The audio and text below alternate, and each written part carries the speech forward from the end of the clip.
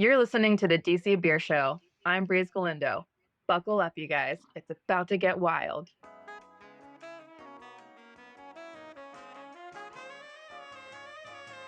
Welcome, everybody, to the DC Beer Show. We are at DC Beer across social media, number 35 on the iTunes podcast charts, but number 1 in your hearts.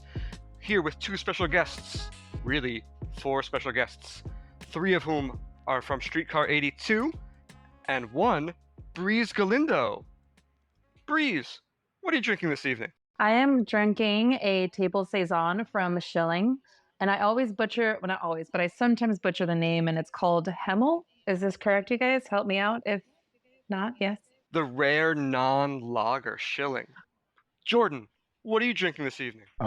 Going in the complete opposite direction, straight to the hops. Juicy. It's one of the flagship IPAs from Evergreen, one of my favorite breweries out of the central Pennsylvania area. Brandy, what are you having tonight? Well, I did the pre-show interview. So while I was doing that, I had a caboose from Other Half, which is the Hellas style lager. But I am actively drinking a beer from my Cleveland spoils, an English style mild ale, and it's only 3.8, which it should be, from Old Thunder. So thanks, shout out to Old Thunder for being cool while Matt and I visited. So yeah, Mr. Stein, are you drinking from a Stein or a can tonight? I'm drinking from a Krug. Oh, Yeah, and I am having Ivy City from Other Half. Billed as a Czech style lager. This one really fits the bill because it's decocted. I was there yesterday with Erica, craft beer seller, owner, our good friend of the site. And so we had some of those caboose, and then we had some Ivy City, and I'm thrilled. This batch tastes great.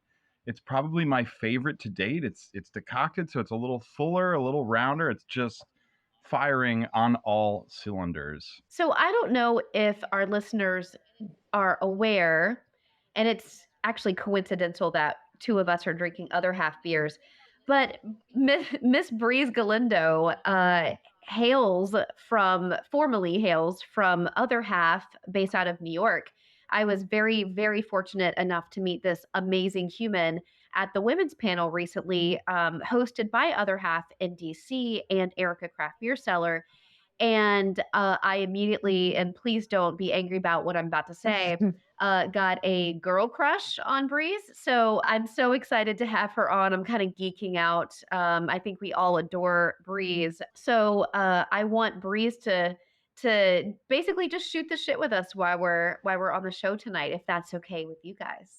Before we start shooting the shit, I want to get some events out of the way, I guess. But most of the events that we're focusing on is Snally. I'm always super pumped about Snally. We all are. It's the biggest beer festival in DC. I feel kind of overwhelmingly excited this year because if you subscribe to our newsletters, you might know that DC Beer will have a stage, like a fucking DC Beer Show stage at Snally. Sorry for clapping, Richard.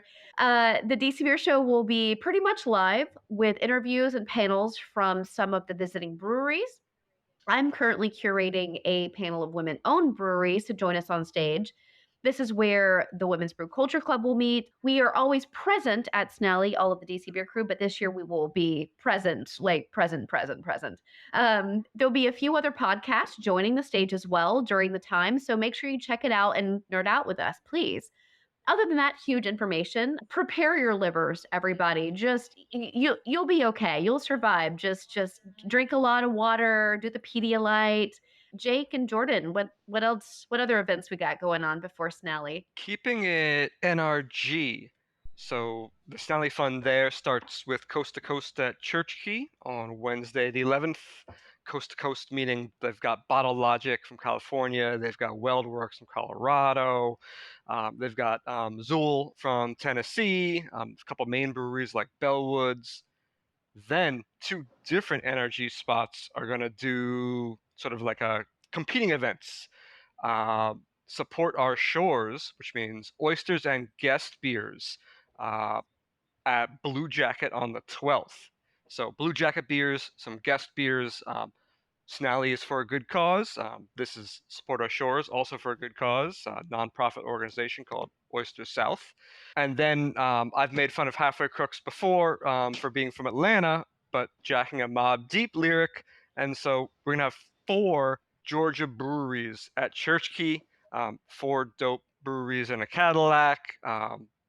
Yeah, Jordan can tell you a little bit something. How do you You feel know, I'm about that, excited. Jordan? I always like to see my Georgia breweries, especially the good ones, always out there shining. So I'm excited. A lot of things to look forward to.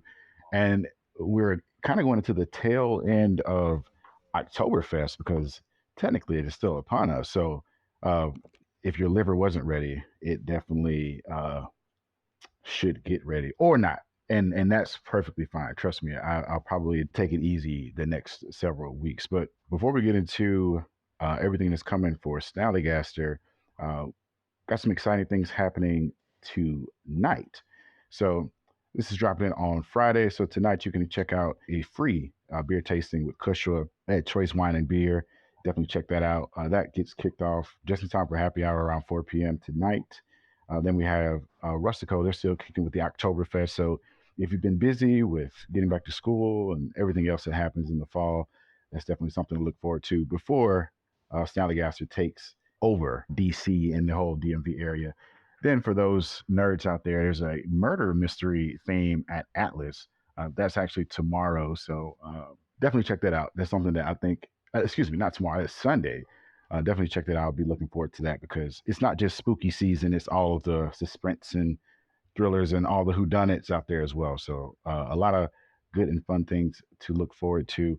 And then on Thursday, the 12th, the Nature Conservancy, they present a Taste of Virginia, Black Narrows, Crooked Run, and Fine Creek. And not to leave out one of my favorite hop factories out of Virginia, Vossen, Richmond's very own. So a lot of things to look forward to. Yeah.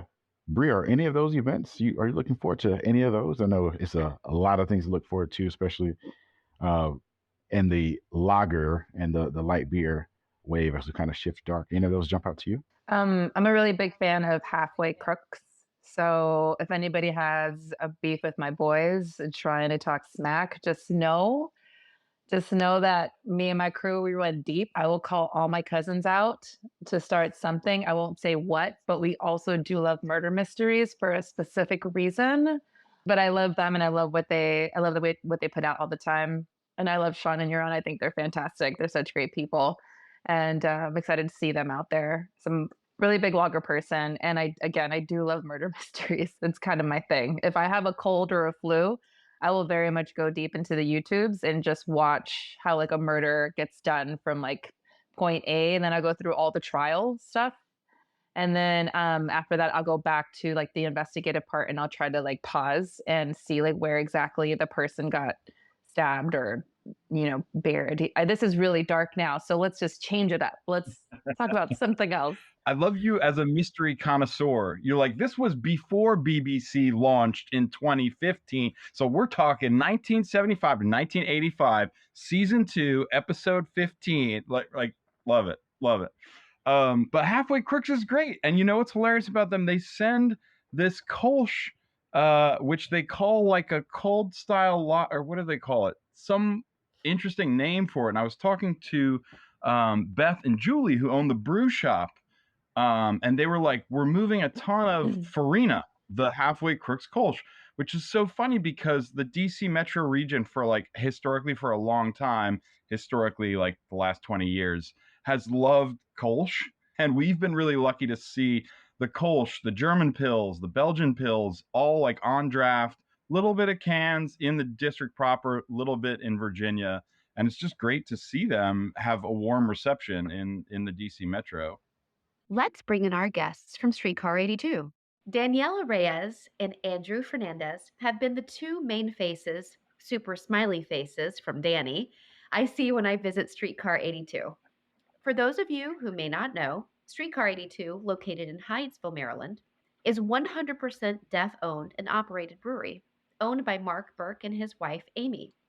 They just celebrated their 5th anniversary, and they're going strong. so you should visit. On the show, we have Danny and Andrew. Welcome to the show. Thank you, Brandy. Thanks for introducing us. We will hear the voice of their interpreter, Marvin Feggins, during this interview. So thank you, Marvin. You're very welcome. Let's get in. Hi, Danny. Hi, Andrew. I would love for you to tell the audience what your roles at the brewery are and a little bit about yourself. Danny, can you go first? Okay. So I'm Daniela. So I am the front of the house team member. So I've been with Streetcar 82 since day one, so I was with after the first 6 months, and I started serving beer there. So I'm like one of the many faces that started Streetcar 82. All right, this is Andrew. So I am the back of the house brewer, and I produce the beer in 82, and also I've been with Streetcar 82 since day one. Have you been brewing since day one, Andrew? Yes, actually, I started brewing about 2 years ago with Mark. So, he's one of the person that can teach me, and I've been brewing other than Mark. Yeah, I thought you were front of house for a while. So I'm glad that you're back in the brew house. That's cool. Yeah, I'm still front of the house. So I've been front of the house, and then also I got into brewing, but then I maintained that, but also I specialize in the events with Streetcar 82 as well. Oh, okay, cool. Danny, I know you work front of house. What changes have you seen at Streetcar in the year since you've been there, obviously, since day one? I know you see a lot of regulars, but the crowd seems to grow and grow every time I'm there. Yeah, it's just wow. That's a very good question. So a lot has changed, but focusing on the most important part when I first joined, like the customer base was mostly, white people, mostly in the brewery industry. So we're starting to see a more diverse of customers within the years, like, with our food trucks that's coordinated by Streetcar 82, and Streetcar 82 has started collaborating with a lot of diversity within the business owners, a lot of Latino business owners. So that's been a great thing. A lot of changes in customers from a lot of non-diversity to a lot of diversity. So that's a big part that we've noticed. I love to see that.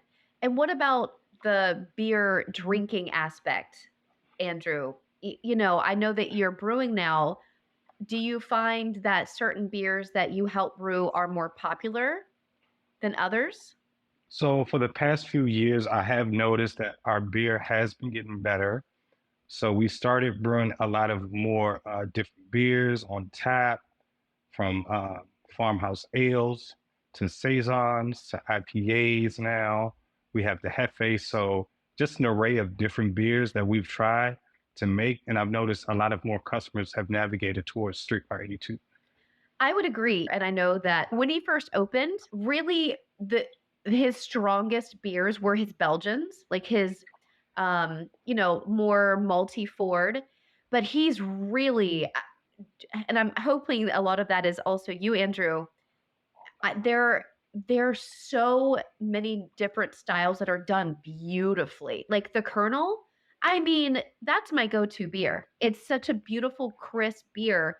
And it's really hard to make that style of beer. And people don't think that, but it really is. So if you can make a light lager that is well done, then you're doing it right.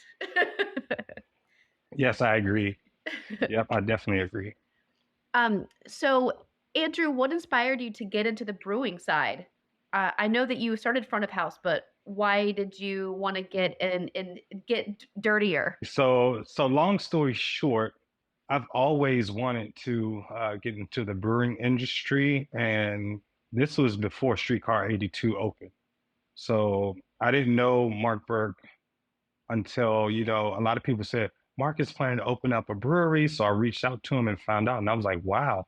And he was like, yeah, sure, come on in. And also, I was already in the process of buying my own home brewing equipment. And I started doing home brewing myself, actually. So I just really wanted to get into it and really understand beer instead of just drinking it and, having like these big corporation type of beers. I really want to have the type of micro brewing beer and have those different aspects of taste. And also for myself, this was like a big step to really get into it.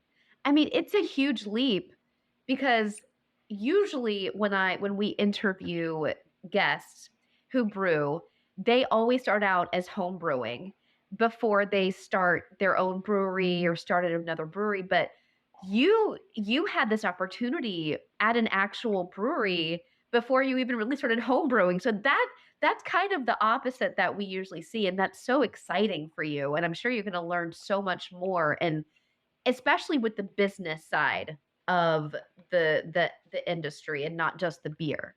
Right, right. So this definitely was a big step for myself.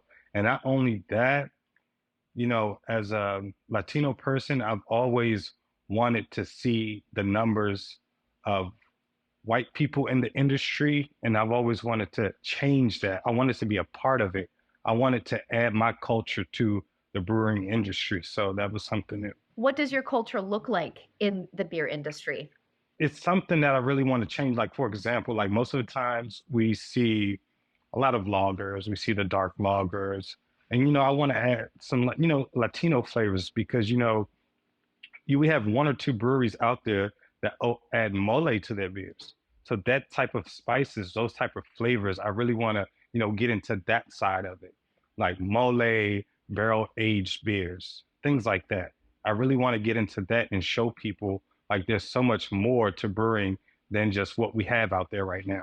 Yeah, I know some of my friends are doing like horchata beers and a lot of different flavors that bring out like a tepache beer, which I think Streetcar did. Which it's so cool that this is why diversity is great. I don't have to tell everybody why diversity is great, but there's so many different flavors and things to experience. And even if you're not super Definitely. knowledgeable about beer, there are ways in which you can be knowledgeable or at least feel comfortable.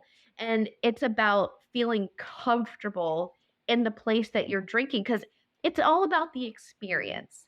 And what I've always witnessed at Streetcar 82, even though I am the minority at Streetcar 82, because all of the staff are deaf, but I do my hardest to communicate. I've taken an ASL class.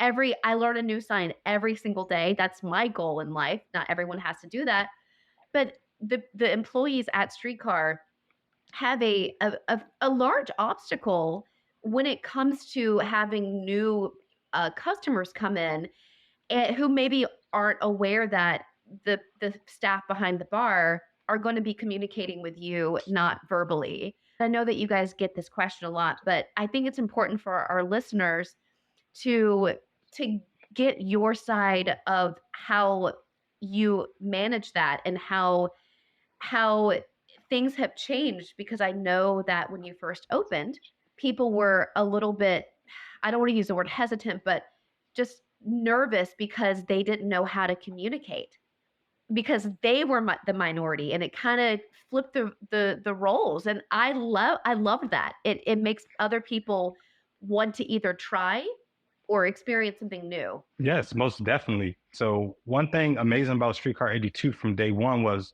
the customers just like froze in place. It's like what, and we had to guide them. And it's like that was like the opposite side. It's like, and then some customer come in and say, "Oh, I learned some sign and order some beer in sign language." So that was a big aspect, and a lot of people, came in and people started to really know about it, and the deaf community came out as well a lot, and the staff is very diverse. So that's something amazing. Yeah, and that's one thing I love about you, Brandy. Like you started picking up sign language, and you picked up very quickly too. I know a lot of people don't pick up as quick as you. A lot of people learn. It's like, but you had that passion and that motivation, and a lot of people, at Streetcar 82, we really love having you coming by. And to add to this comment, it's just nice because growing up as a deaf person and with deaf people, we have to try to accommodate with other people and other businesses. And people look at us, it's like, oh, we don't know what to do with them. They freeze up and they get real stuck. But now that the roles are reversed, like we're accommodating them. Come on in. We're ready to help you. So we've seen a lot of changes in people coming in, new people come in, and they're like, okay, they keep it going. They're motivated to order from us and try. Some people were like, hey, you can try to write down on a pad and use that as a modes of communication. That's just a great thing.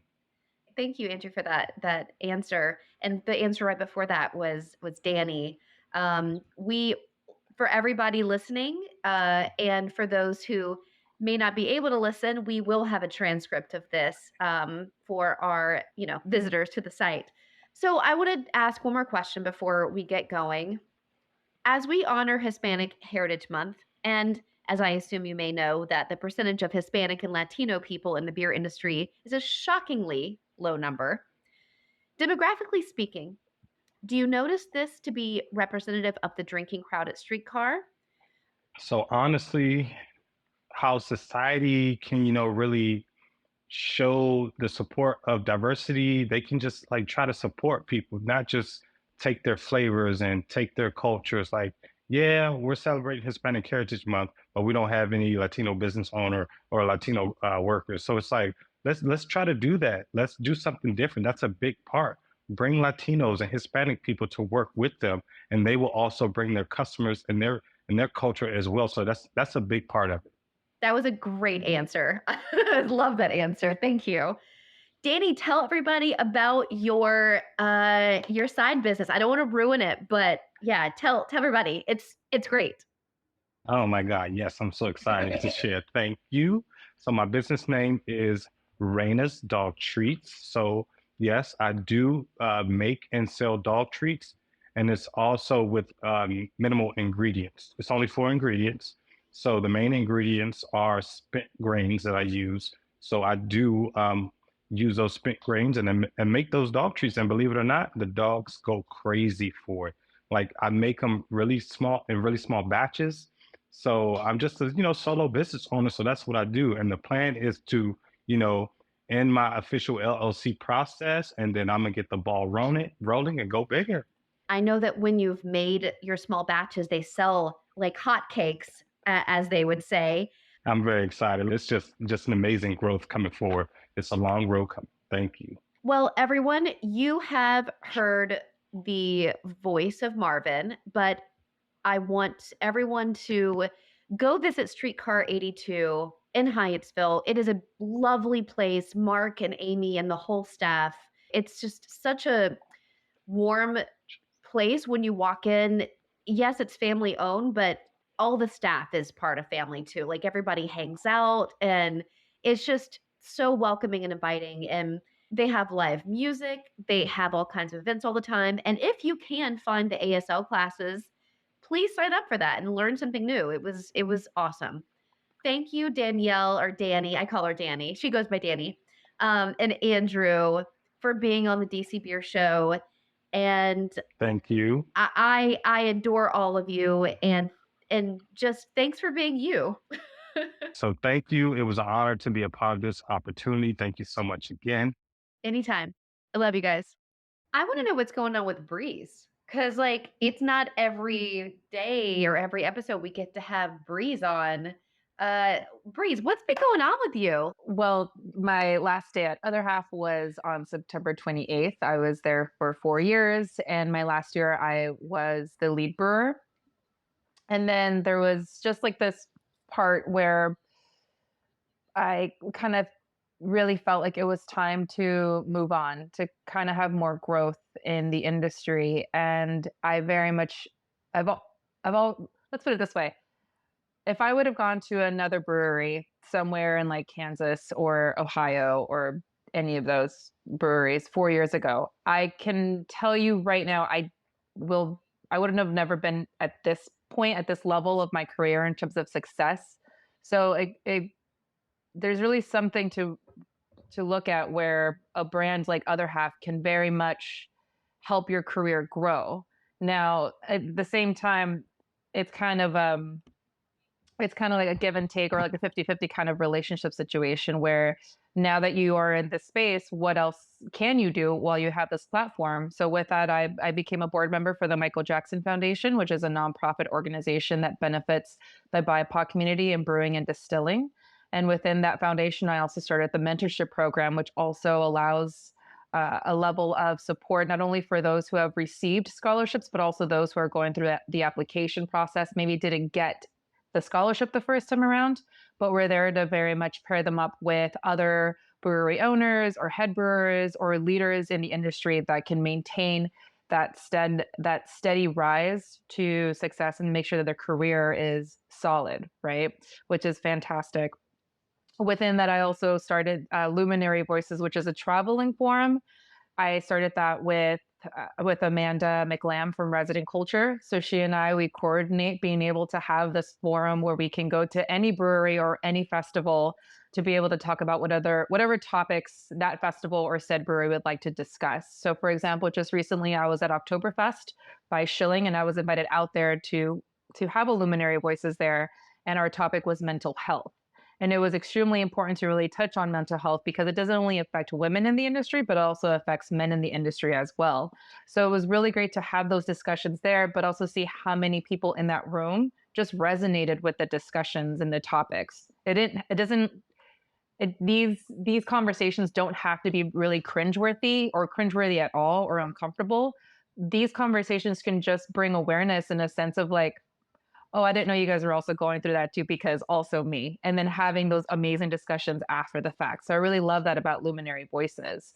And while I was at Other Half, I also started the Other Half Women's Forum, which is a platform that highlights women in the industry and creating a space within the Other Half tap room to be able to bring women in, tell their stories, not just in brewing, but also outside of the brewing industry as well. The purpose of that was to inspire and empower women to just have a space to have a voice. And that doesn't really happen often in the industry. And if it is, it's always the same women every single time. And what Luminary Voices is doing and what the Other Half Women's Forum did was, hey, you are doing great things over there. You need to come over here because people need to know who you are and people need to know your story and what you're doing, because even that alone allows more women to be inspired, but also onlookers who are curious about craft beer and allow to kind of peek in and see like, hey, maybe this is for me too. So it's almost like, yes, I was able to do so much with Other Half. And because of Other Half, at the same time, I put in a lot of work to ensure that not only brewing wasn't a factor in my success of Other Half, but also the impact that I was able to make, not only in the New York industry, but also outside of that as well, because I've also been invited to speak at other conferences in regards to DEI in the industry. So in terms of moving forward, I'm still working with the Michael Jackson Foundation. I'm still doing Luminary Voices. And I have another project coming up that I absolutely cannot talk about, but I'll be able to unleash that in November. But Okay. yeah, in the meantime, I'm just kind of taking a very little tiny break. And by little tiny, I mean like this week, where I can just answer some emails and maybe like take a walk around the park and maybe have coffee in the morning without having to run out, things like that. So that's me. Well, we appreciate you being on the show, and thanks for doing everything that you at this moment do for the beer scene, women in the beer scene, and people of color in the beer scene. And I you are one of my role models, because after the women's panel, I started the Women's Brew Culture Club, and I'm basically trying to create a space for women to feel more comfortable and have education in the beer scene, even as beer drinkers, not necessarily like behind, back of house or what have you, but and we're meeting with females and non-binary who, work in the beer industry and can just be an example, saying, hey, look at this person over here fucking crushing it. Let's go learn something from them, or let's just go drink with them. And you know, it's about bringing more awareness to the lack of women in beer. So you're doing great things, and we appreciate it for sure. Thank you. Thank you. One of the great things about brewing Another Half was having access to all of the experimental hops and the new hops that were coming in, and being able to see how they kind of like opened up not just on hot side, but also on cold side, being able to see like what profiles they were throwing out, not just in flavor, but also in aroma. And to know that we were one of the first breweries to have access to that was really cool. I very much enjoyed that part. Mind you, I do love drinking lagers. That's kind of my jam. But it's been fun brewing Northeast IPAs and kind of seeing that process and also learning more about just hops in general from Sam and the programs that we have there about what we do. It's been So, fun. what are ways that people can support and reach out to you in terms of, can we donate or give back to the Michael Jackson Foundation or Luminary Voices? Like, how can we support the causes that you have going on? In terms of the Michael Jackson Foundation, you can absolutely donate to the Michael Jackson Foundation. We have a website, and it's the mfj.org. And it gives you all information that we have on how to donate, and also being able to see, like, if you know somebody who is really big in the industry, if you know somebody who has a lot of like say in what's going on, if they're like brewers or brewery owners, definitely have them hit us up and if they're interested in becoming mentors as well, because we're always excited to bring in new mentors who are always willing to take on new mentees throughout that time. In terms of Luminary Voices, if there are any breweries out there or any festivals who would like to have Luminary Voices come through, we're very happy to do that and to collaborate. To collaborate with other festivals and breweries. I can't stress enough how much there's like this stigma on seeing a panel of women who want to talk about things that sometimes might be challenging to talk about, because I feel, and correct me if I'm wrong, I would love to hear you guys' perspective on this. Sometimes I feel like when they see a panel of women talking about challenging conversations, I feel like the assumption is that we're going to be just like complaining, or we're going to be creating like a cancel culture with us trying to out people or trying to make people feel shameful because of the things that have happened in the industry. And I can't stress enough, that's not it at all. What we're trying to do, we're just trying to create space and be like, hey, we can also do what you can do. And, we like to drink as well. So the Luminary Voices is very much that, where sometimes people can be a little bit standoffish or concerned about, like, oh, what are we going to talk about? Who we're going to call out this time. But once it happens, the relief, or also like the emotions in the room after the fact, it's very it's almost like this chemistry, or like this magic in the air. I don't know, I'm getting really cheesy, but it's like this awesome feeling afterwards. Everybody in the room feels it at the same time. And also the women who join me on these panels are women who have never done it before, are very much nervous. And once they start going in on it, they realize how much support they get back from the audience. And then they feel more empowered to be more open about their experiences of becoming leaders or becoming brewers, and their stories become more alive through that. So, women having a voice isn't scary at all. And, I feel like cancel culture isn't really the way to move forward. And I think inviting more women to speak just on any panel really I feel like that would create more change and incorporate more of a diverse and inclusive experience across the board in this industry. So yeah, a way to support Luminary Voices, be like, invite us out. We would love to come do it. Amanda and I love doing these things. Thank you, Breeze Galindo, for joining us on the DC Beer Show tonight. I don't know about anybody else, but I think I was the most geeked out. So I really appreciate you coming on. So thanks. Thank you so much for having me. Brandy, you're the best. And I had the best time meeting you guys and just talking about all of the things. So thanks for having me, you guys. All right, thanks for listening, everybody. Thank you, Breeze. Thank you to the good folks at Streetcar 82 and to Marvin as well. Happy Snallygaster week to all who celebrate. Please do hit up your local spots as well. Brewers, if you're coming in from out of town, you should hit up those spots too. We make pretty good beer here. Be well, everybody, and we will see you out there. All right, we're at DC Beer across social media. Thanks for listening, and we'll see you all later.